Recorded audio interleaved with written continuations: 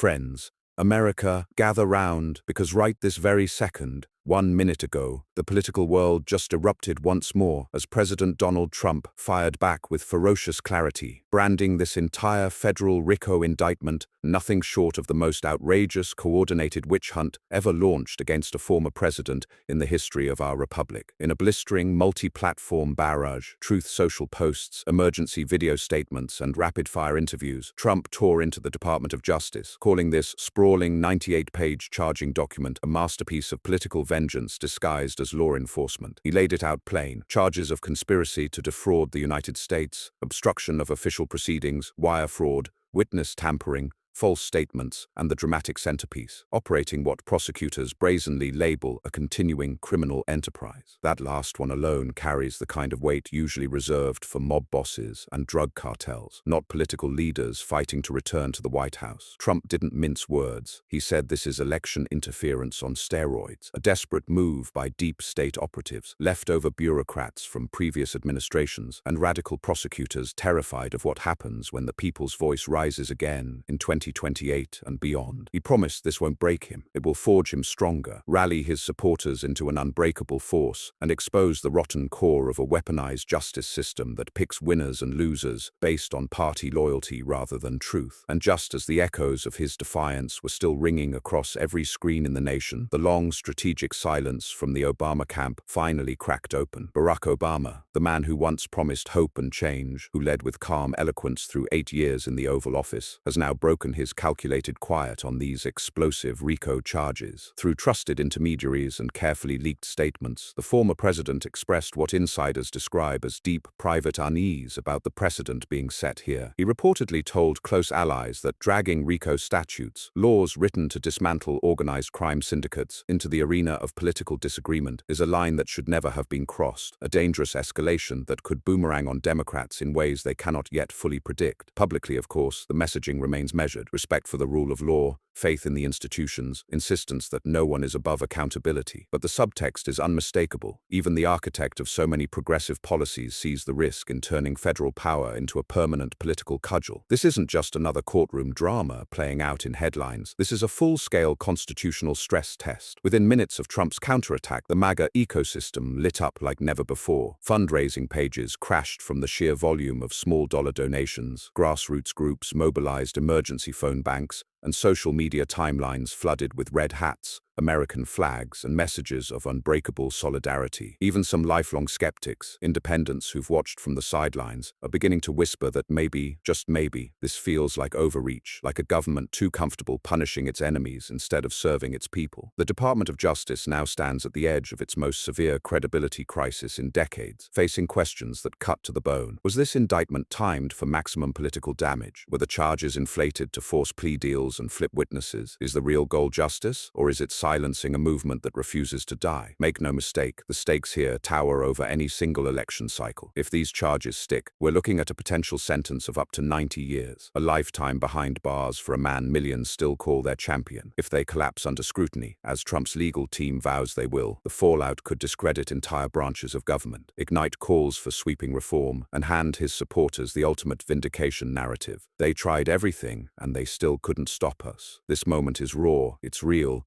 and it's rewriting the rules of American power in front of our eyes. So stay locked in, stay loud, stay unafraid, because what we're witnessing isn't the end of a presidency or a prosecution. It's the birth of something far bigger, a reckoning that will define whether this republic belongs to the people or to the powerful few who think they can bend it to their will. History isn't watching from the sidelines anymore. It's marching right alongside us. God bless you all. God bless this incredible nation. And may truth, courage, and justice prevail. No matter how fierce the storm gets, we're in this together, and we're not backing down. We're in this together, and we're not backing down. Not now, not ever. Because let's be honest with ourselves, friends. This isn't merely about one man facing a courtroom. This is about whether the sacred promise of American democracy can survive when the machinery of government is turned inward against its own citizens. When